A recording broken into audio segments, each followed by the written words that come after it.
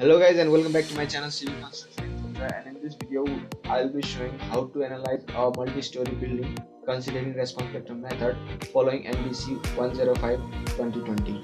So we'll be using this model, and I will not show the modeling part because I have already made a video for modeling a building, so that will make the video long. So I'll just show you the different properties that I have defined and considered. So basically material properties for the grade we have considered M25 as NBC from page 56 clause 2.1. Minimum grade of structural concrete shall be M25 for buildings more than 12 meter in height. Similarly, grade of steel is FE 500. And for this section we have defined different types of column and beam, and that depends upon this requirement, but the main point we have to consider for the defining section here is the section modifier.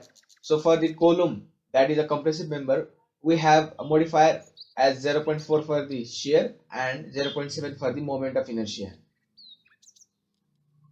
And for the beam, which is a flexural member, the shear area, that is the property modifier, is 0.4, but for the moment of inertia, as it is a flexural member, the modifier is smaller than that of the column and it is taken as 0.35. This is also as per NBC 105. And for the slab, it is a cell membrane of 5 inches. So this is about the material and section properties. Similarly, for the load patterns, we have wall load, and dead being the self weight of the structure, parapet wall load, floor finish, EQX, and it is ULS, that is ultimately limited, EQY ultimately limited, live load, this is roof live load, EQX serviceability limited, and EQY serviceability limited. Similarly, load combinations. So these are the load combination as per NBC: 1.2 dead load plus 1.5 live load. And similarly, for consideration of earthquake, dead load plus lambda live load plus earthquake, and lambda being 0.3 and 0.6 as per the requirement, that is 0.3 for other purposes and 0.6 for storage type, and this is for the footing design, that is dead load plus live load only. And we have to add a response spectrum if we are considering response spectrum analysis, and I'll show you that later on.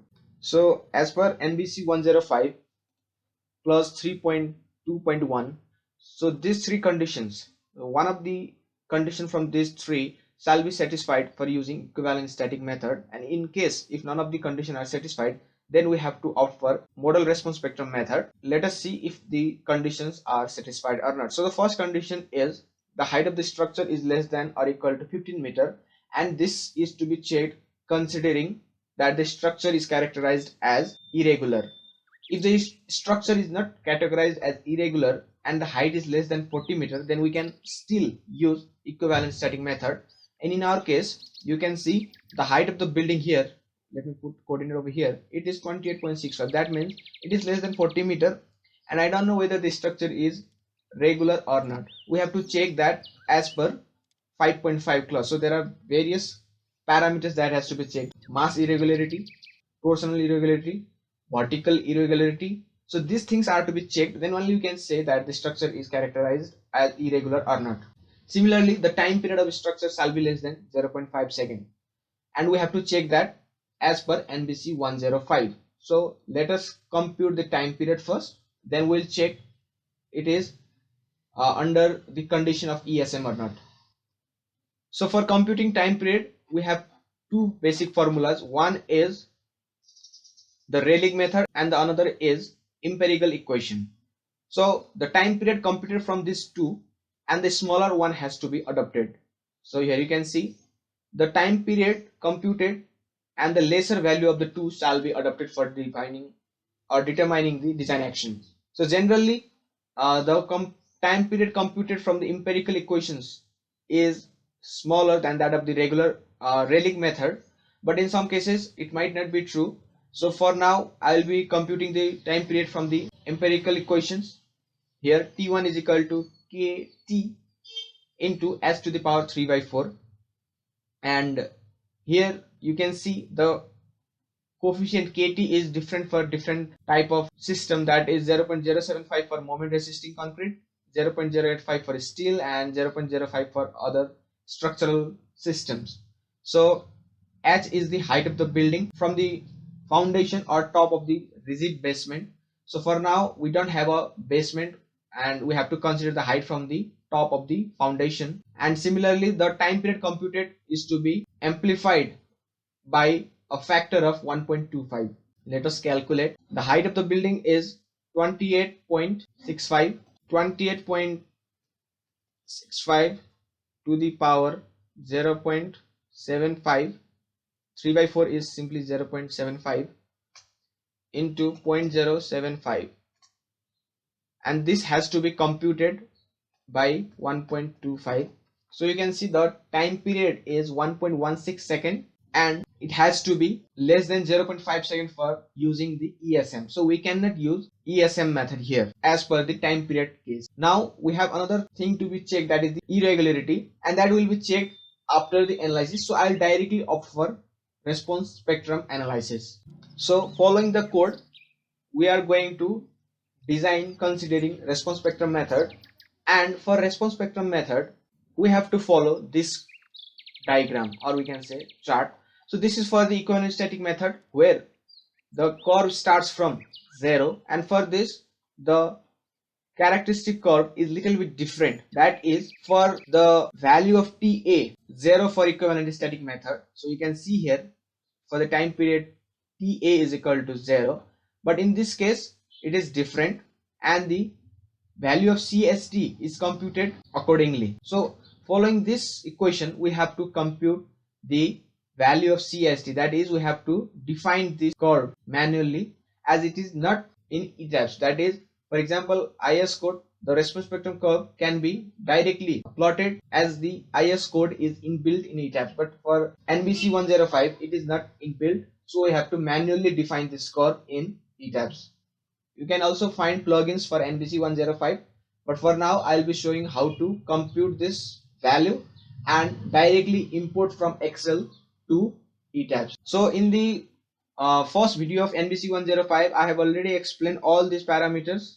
What is this CST and alpha, all these terms has been explained, and how to compute the value of CST as per the condition, that is if T is less than TA, or if TA is less than TA but is greater than TA but smaller than TC, and if T is greater than TC and less than or equal to 6. So you can find the component TA and TC. So these are the lower and upper period of the flat spectrum. So as per that we can compute the value, that is spectral shape factor CST. So I have a Excel sheet for designing this. So this is the calculation of seismic coefficient as per NBC 1052020.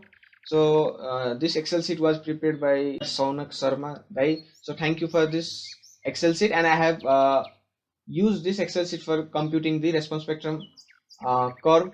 So for this, these parameters has to be given as per the design requirement. So location of building, so the building location is Kathmandu, so I will simply select Kathmandu. Type of structure, so as I said it is a moment resisting concrete frame. Type of building, it is a reinforced moment resisting frame, and as per that the value of different parameters such as ductility factor, overstrength factor, so you have to check that. You can find this in the table 5.2, that is ductility and overstrength factor. So for reinforced concrete moment resisting frame and other type of frame or resisting system, the value will differ. Z, seismic zoning factor, so for Kathmandu it is 0.35. Impotence factor, so it is a commercial building, so it will have a higher impotence. And as per NBC 105, the impotence and class, this is from class 4.1.5.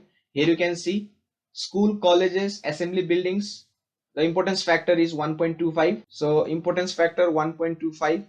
Height of building 28.65. and more method of analysis will be considering response spectrum method. And soil type for Kathmandu it is D. So you can see here soil type D for Kathmandu. And for other we have to consider the site investigation report, that is soil report. So according to that we have to select soil type A, B, and C. Here time period is computed for reinforced moment resisting frame as Ks. So we have already computed that previously. And lower period of the flat spectrum of the flat part of the spectrum. So here we'll check this as per NBC 105. So for soil type D, here first let us compare T and T is less than TA. So the time period computed is 1.161, that is TA. For soil type D it is 0.5, and obviously the time period is not less than TA, so we have to opt for the second case. So as per our case, TA is 0.5, TC is 2, alpha is 2.25 and K is 0.8, and the second criteria is satisfied. Since this condition is satisfied, so CST is equal to alpha, which is basically 2.25. So we have computed the spectral shape factor. Now we can compute elastic side spectra for horizontal loading. CT is equal to CST into Z into I. So this comes as 0.984, and similarly if we have to consider for vertical loading, this condition has to be considered for consideration of the vertical acceleration, and none of these are satisfied for our case, so we will not be considering the vertical loading. In case it is, then we have to compute as 2 by 3 into Z. So basically that is 0.233. Now elastic side spectra for serviceability limit state, and this is taken as 20% of elastic side spectra for horizontal loading from clause 4.1.1. So it is 0.197. Now let us compute the horizontal base shear coefficient for response spectrum method, and it is simply C, that is the elastic side spectra for horizontal loading, divided by ductility factor into overstrength factor for ULS state, and for SL state we will be considering the overstrength factor for serviceability limit state only. That will not consider the ductility factor in case of serviceability limit state. So for the horizontal shear coefficient at ULS, it comes as 0.164, and similarly for horizontal base shear coefficient for serviceability limit state, it comes as 0.158. And we have to consider this exponent related to the structural period that depends upon the time period of the building, 6.3. And here you can see for a structure having time period less than 0.5 second it is 1, and for time period greater than 2.5 second it is 2, and for the structure period having 0.5 and 2.5 second, that is the structure time period ranging from 0.5 and 2.5, the value shall be computed by interpolating between 1 and 2, and which comes as 1.3305 for time period of 1.161. So we have to prepare the load pattern, or that is we have to define the load pattern: earthquake, EQX ultimate limit state, EQX serviceability limit state, EQY for serviceability and ultimate limit state in Etabs. So which I have already done. So here you can see in the load pattern. So this is somehow similar to that of the first part of NBC video that I have done. So you can see that and you can simply understand. So EQX ultimate limit state, you can find here the base shear coefficient as 0.164 and building height exponent as 1.33, which we had done, and the direction will be for X only, and the eccentricity ratio as per NBC 105 we can consider the eccentricity ratio as 0.1, accidental eccentricity.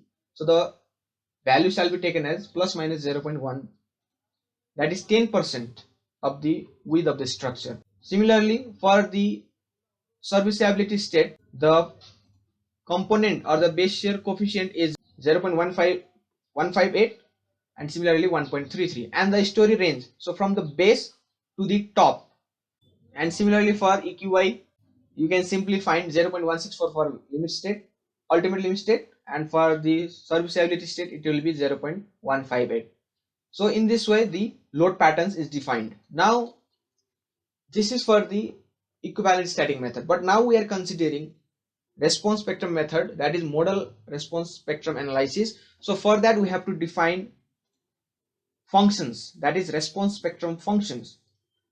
The response spectrum, that is RSX or RSY, this is not defined in the load patterns, rather it is defined as a function. So let us define response spectrum.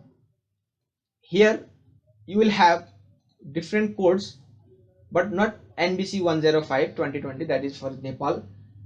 So these, if we are designing for as per IS code, we can directly use IS 1893 and add this as a new function. But for now we'll be considering NBC 105, and for that we have to consider a manual input. So there are two options: either you can directly import the value from Excel, that is considering this from file option, or you can directly input the value using this function of user. So here I'll put this user and add new function. So basically we have to compute this curve that we have in code. So basically for soil type D, this is the curve, and we have to compute this type of arrangement. So we have to input all the time period and the value that is computed with respect to the time period. So for this we have to consider all three equations. So as per that we will be plotting this curve. So for the exact computation of this curve, we have to provide a smaller time interval, for example 0.1 second, 0.2 seconds, 0.3 seconds, then we can compute this curve. So for time period 0.1, that will be less than TA, because TA is 0.5 for soil type D. We will be computing the time period. So simply here you can put time period 0.1, then the value will basically be as alpha minus 1. So alpha is 2.25 minus 1 multiplied by T, which is 0.1 divided by TA, that is 0.5. So 0.1 divided by 0.5 plus 1. So for 0.1 period the value will be 1.25. Similarly add. Similarly for 0.2, 0.3 we will compute, and by the time the value will be greater than 0.5, that is TA, then we have to compute using this alpha, that is CHT is simply alpha. Here you can see for time period, let us assume this as 0.5. So here you can see, considering this as 0.5, so basically up to this value, that is TC, which is 2, the value will be constant, that is CST is equal to alpha. By the time period greater than upper period of the flat spectrum, that is TC, the value will decrease. And for this we have to consider this equation and let us compute.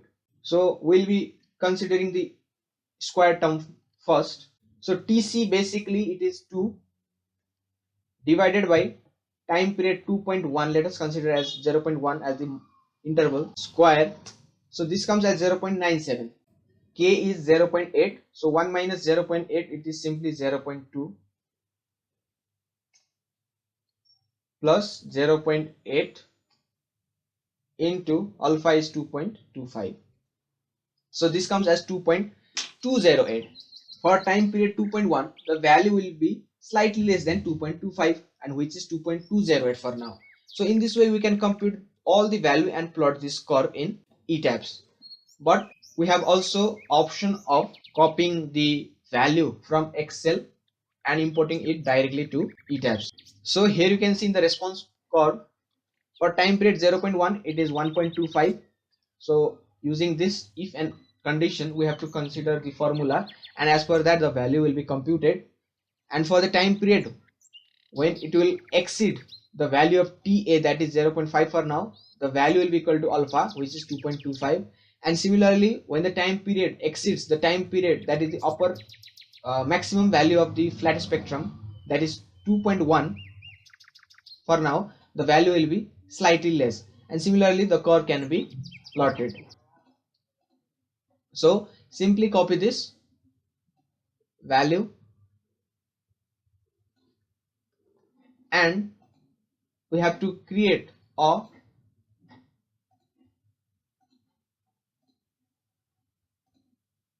notepad file, and for that select from file and go to desktop So let me cancel it now.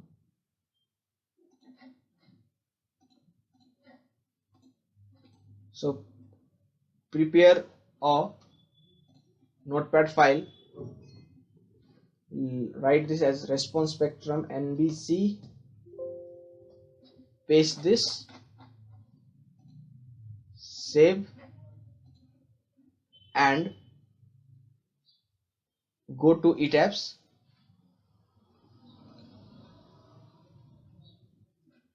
and in define, go to functions, response spectrum, add new function, select from file, add new function, and here you have frequency versus value or period versus value. So we are selecting period versus value. Damping ratio is 0.05, that is 5%. Let us browse, go to desktop, and here in the text file you have NBC which we created. So RS NBC, so you can see the curve. So for time period 0.5 this is 2.25, and for time period greater than 2 the value starts to decrease. So this is the curve that we wanted. So function name NBC 105. Okay, let me delete this is. Okay, NBC 105. So in this way the response spectrum curve or response spectrum function is defined. Now we have to add this in the load cases, and for this add new case. We have to define this in two directions, that is RSX and RSY. That means response spectrum in X direction, response spectrum analysis in Y direction. Firstly let me define RSX. Load case type, so it is response spectrum. Mass source, that is the mass source that we have defined. Load type, so add, it is an acceleration, and in the U1 direction, that is X direction. NBC 105, that is the function, and scale factor. The scale factor basically is used to compare the base shear from equivalent static method and base shear from response spectrum method. So in any case, base shear calculated from the response spectrum method shall not be less than equivalent static method. So we'll compute the scale factor after the analysis. So we'll check or we'll compare the value from equivalent static method and response spectrum method. So for now let it be as 9806.65. so basically this is the value of gravity in mm per second square, and here other parameters. So modal load case, it will be modal combination method. So we have CQC, SRS. So this is simply, you can find in the code also, this is the combination of the modal effect. So we have two options in the NBC, that is either we can go for square root of the sum of the squares SRSS or complete quadratic combination CQC. To understand about the modal combination method, either that is CQC or SRSS, we can consider base shear as an example. For example, in response spectrum analysis, the base shear of all modes according to their time period are considered and combined for the design. So let me simply give an idea of this. So let us assume R1 and R2 as the two modes to be combined in response spectrum analysis. So these are any type of modes. Then this is combined in this way. So R square is equal to basically R1 square plus 2R1 R2 plus R2 square. So we have a constant value over here as epsilon. So if epsilon is 0, so this basically becomes SRSS, that is square root of the sum of the squares. Here it doesn't account for the interaction of the or modal interaction of the mode 1 and 2. As you can see, the only term which could consider the modal interaction of the mode 1 and 2 could be considered by this, but for value when epsilon is 0 we cannot consider the modal interaction, and this is suitable when the modes are spread far apart, and for closely spaced modes they may interact with each other, and in such case the value of epsilon ranges from 0 to 1.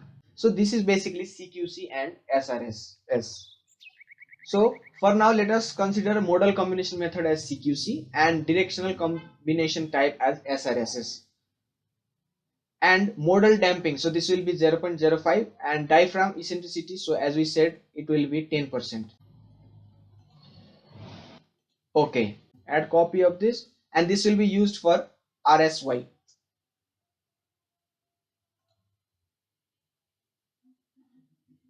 The other things, so it will be U2 and other things will remain same. Okay, now we have to define load combination. So in load combination, we have already defined for the equivalent static method, that is plus EQX ULS, and that is for EQ earthquake case ultimately limited and earthquake load ultimately limited in the negative direction, that is for both EQI and EQX. Now we have to add a new combo considering response spectrum.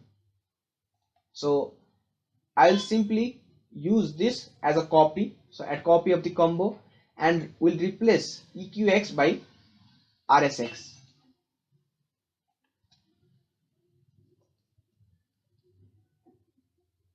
Okay, and for Y also I'll just simply copy and RSY. So as it is for the acceleration only, so it is not necessary to consider the negative direction. So load combination has been done, and after analysis we have to compare the base shear for response spectrum method and the equivalent static method. So let us run now, and for that we have to check the mass source also. So consider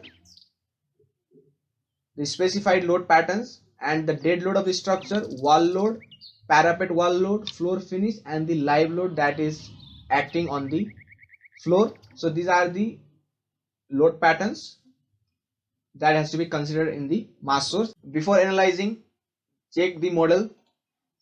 So select all if there is any modeling error. So model has been checked, no warning message was generated. And in the set load cases to run, make sure that the calculate diaphragm center of rigidity is considered or checked, else it will not show the center of rigidity value to compare the eccentricity. Now let us run now this. So analysis is complete. Now let us check the base shear as I said. So go to display, here you have show tables, and in the tables go for the structure output, and here check base reaction, and similarly we will check the load pattern as well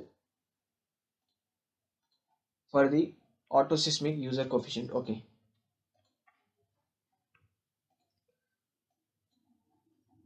so eccentricity ratio 0.1 and coefficient use 0.158, 1.3, and for the ULS it is 0.164. Okay, now let us check the base reactions, and we have to compare the base reaction for EQX ultimate limit state and response spectrum in either direction X and Y. So let us check. In the output case, right click and we'll apply filter EQX ULS EQY control, and select this EQY ULS and RSX RSY. Apply multiple filters, and here you can see the base reaction Fx for EQX, and EQY will check Fy, and compare this with RSX and RSY. So you can see the value 11, so it is very much greater than this because the scale factor was 9806, and we have to check and compare this value for EQX, that is the base reaction from EQX and RSX, similarly for base shear from EQY and RSY. So compare these two value, and as per NBC code 7.5, when the design base shear VR obtained by combining the modal base shear forces is less than base shear V calculated using equivalent static method, the member forces, story shear forces, and base reaction obtained from the MRS shall be multiplied by V by VR, where basically V is the base shear determined from equivalent static method, and VR base shear determined from modal combination. And why it is done so? We have used response spectrum analysis as well as equivalent static method. So based on the experience, base shear of the structure is almost equal to base shear computed from ESM. So we go for matching base shear from response spectrum method and ESM. And scaling of the base shear ensures that the minimum strength of the structure designed using the RSA, that is response spectrum analysis, is similar to the strength that we get from the equivalent static method. So the basic idea is to ensure that minimum strength obtained from equivalent static method. So if the value, that is the base shear computed from a response spectrum analysis, is coming greater than that of the equivalent static method, then we will scale it down. And if the value from response spectrum analysis is less than ESM, then we'll scale up to compare or to match with the equivalent static method. So in various code you can see at least 85% of the base shear of equivalent static method shall be achieved considering response spectrum analysis. But from our NBC there is no specific value proposed, so we'll equal the base shear computed from either method. Even though we have matched the base shear for ESM and response spectrum analysis method, the story shear distribution is different. Hence the result, or the, you can see at the end also, the result from either method will be different. That is for the load combination considering EQX and RSX. So considering for X direction, base shear coefficient from QX, that is ESM equivalent static method, it is 11477, and from RSX it is 116868, and for Y direction it is 11477 by 112139. So let us compute these two values. So 0.098. So unlock this model and go to load cases, and here in RSX we'll modify the scale factor by multiplying this with the number we have computed, 0.098. okay. Similarly,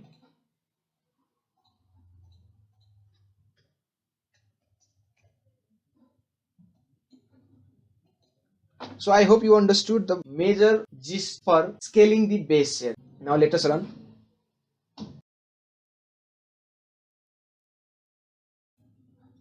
Analysis has been done. Now let us compare the base shear. So again, okay, and right click over here, select EQX, EQY, ULS, RSX, RSY, apply. So here you can see 11477, 11453, so it is okay, and similarly 11477, 11438. So the value is nearly equal to each other, so this is acceptable. Hence the response spectrum analysis has been done for now. Now we have to design the member considering the load combination of RSX and RSY also.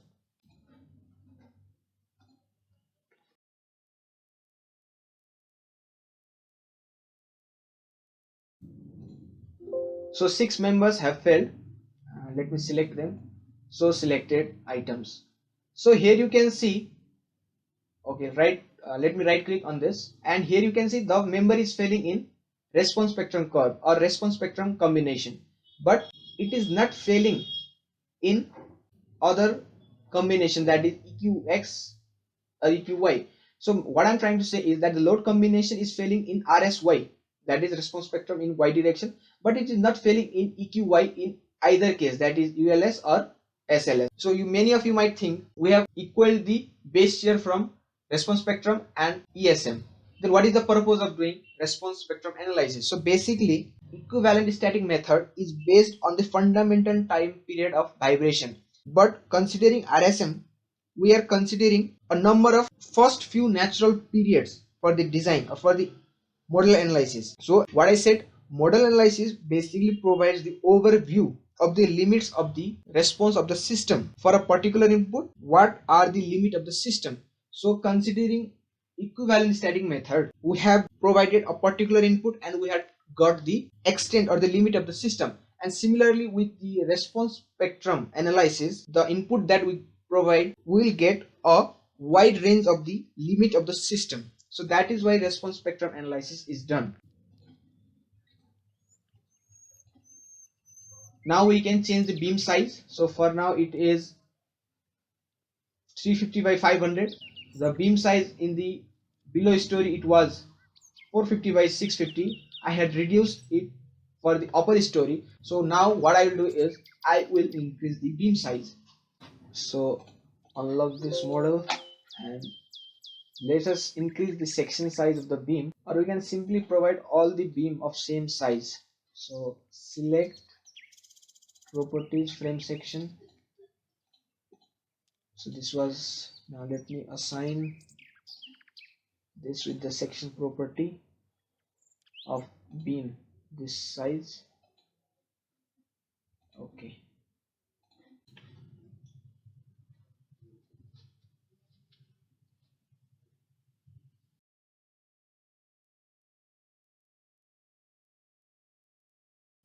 Now let us run the concrete frame design.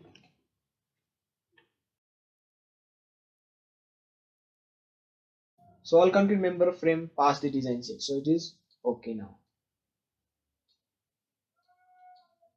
So now you can compute the reinforcement required as well. Here we have considered design for beam column capacity ratio as. So it is okay. Now let us see displayed design info, and here column beam capacity ratio applies. So in all of the member, the column beam capacity is greater than 1.2, which is required as per NBC 105. Go to display, here show tables, and go to load patterns, select load pattern definition auto seismic user coefficient.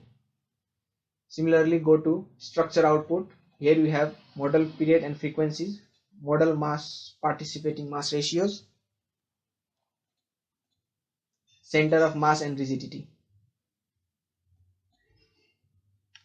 So firstly let us see the modal mass participation. So as per NBC 105, 90% of the total seismic mass shall be considered, that is for the n number of modes. Here you can see for 90% mass participation has occurred in the mode 6, that is okay. Similarly it also says that the modal combination shall be carried out only for modes with natural frequency less than 33 Hz. The effect of modes with natural frequency more than 33 Hz shall be included by missing mass correction procedure following established principle of structural dynamics. Now let us see, it has occurred for mode 6. Now let us see for the modal period and frequency. In mode 6, the natural frequency is 2.881. That means it is less than 33 Hz, which is okay.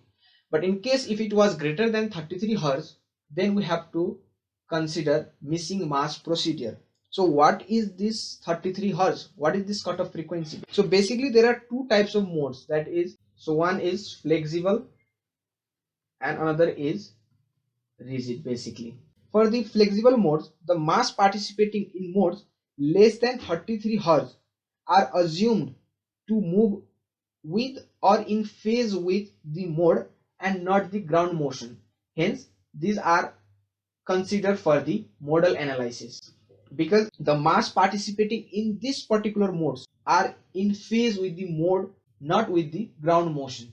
But in case of rigid mode, that is the case of modes corresponding to modal frequencies of 33 Hz or greater. Here masses moving with the frequency greater than 33 Hz are assumed to move with the ground motion. Hence the corresponding spectral acceleration is called zero period acceleration. So to understand about zero period acceleration, we have to understand the relation between natural period and natural frequency. Natural period is just inverse of natural frequency. Higher the frequency, lower will be the period. And zero period acceleration basically means the maximum acceleration experienced by the structure having zero natural period. For a structure to have a zero time period, the structure has to be infinitely stiff, and that is why the structure has, or we assume, 33 Hz as a cutoff frequency, because beyond this the structure moves with the ground acceleration, and it is assumed that the ground cannot move fast enough to cause any resonant response. So when the building becomes much more stiffer, then the frequency, the natural frequency, may exceed 33 Hz to ensure 90% mass participation, and in such case missing mass correction procedure has to be implemented considering structural dynamics principle. Similarly, we have to consider the eccentricity check, that is difference between center of mass and center of rigidity, and for which we have to go for center of mass and center of rigidity, and you have here this value. So we'll compare xccm and xcr, similarly yccm and ycr. So I have prepared an Excel sheet for this. Let me copy these things right here, Control C, and we have to compare the difference.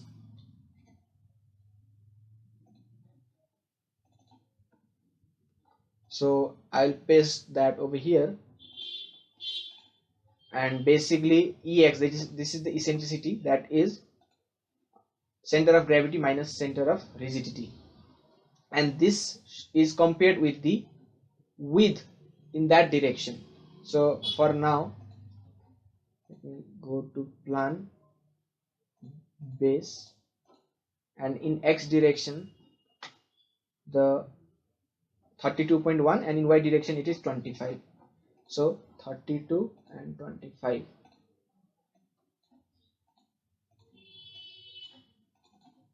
So let me drag this down, and it will give me the formula. So basically this is the percentage. As I said, this is the ratio, or that is the difference between these two values, x minus xcr, and by comparing this, so basically eccentricity divided by the width into 100, this gives the percentage, that is 2.59%, and it is less than 10%, it is okay. So the eccentricity is okay. Now let us check for the story displacement. So I have prepared that in Excel sheet also.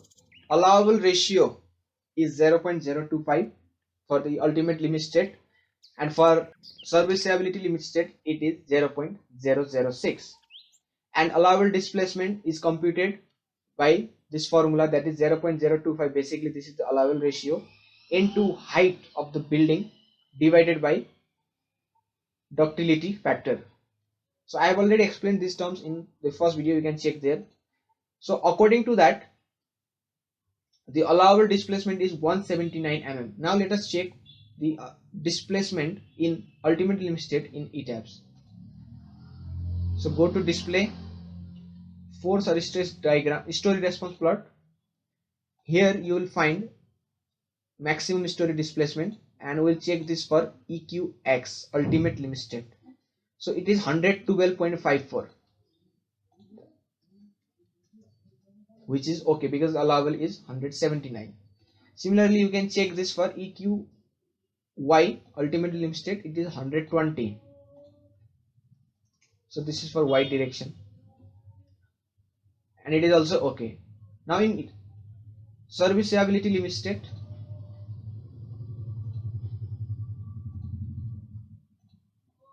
108, 115.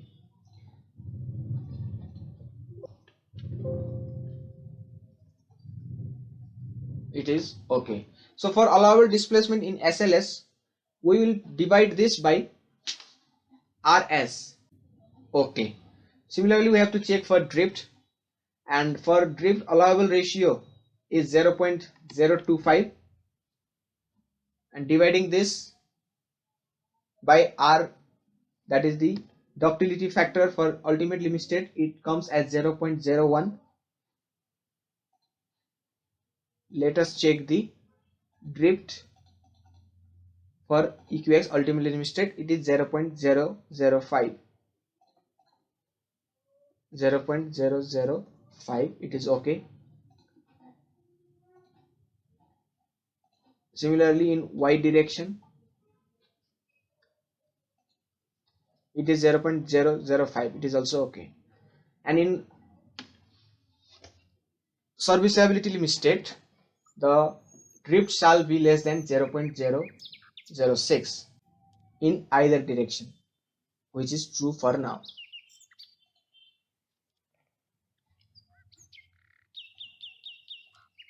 .0059. Okay, so drift criteria and displacement criteria is done. Similarly, we have to check for torsional irregularity as well. So here you can see torsional irregularity is considered to exist where the maximum horizontal displacement at any floor in the direction of lateral force at one end of the story is more than 1.5 times its minimum horizontal displacement at the far end at the same story in that particular direction. So you can understand from this figure. So for which I will go in the plan view, floor in which the maximum displacement is occurred or has occurred will be checked.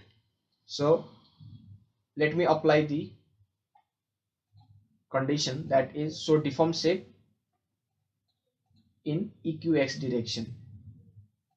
Ultimate limit state, we'll check for ultimate limit state, apply. So for now we are checking for the X direction. So it is 102. You can see here UX is equal to 102 and UX is equal to 88. So 87, 102, 102, 102, 102 and 87.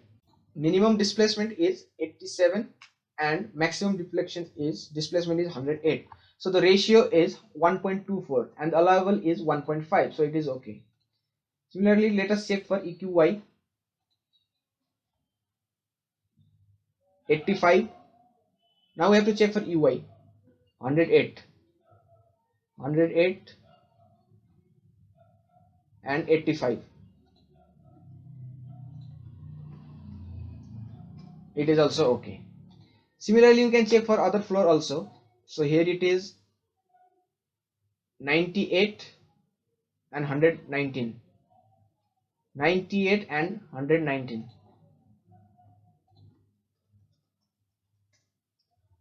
So it is also okay. You can also check if there is torsional irregularity in the building or not through the deform shape under modal load gauge. The first two modes shall be translational and the third mode should be rotational. Go for mode, apply. So you can see this is somehow translating in y direction.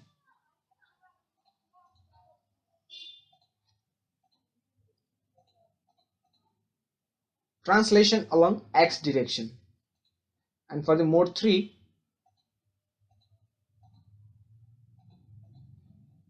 it is rotating, and that is what we want.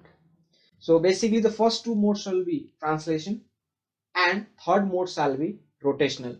You can compare this from the modal mass participation as well. So go to modal mass participation and here you can see in the first mode, as I said, it is translating in y direction. So here you can see 44% of mass participating in y direction. In the second mode, it was translating in x direction. So here you can see diagonally in y direction, x direction, it is 53, that is mass participation in x direction.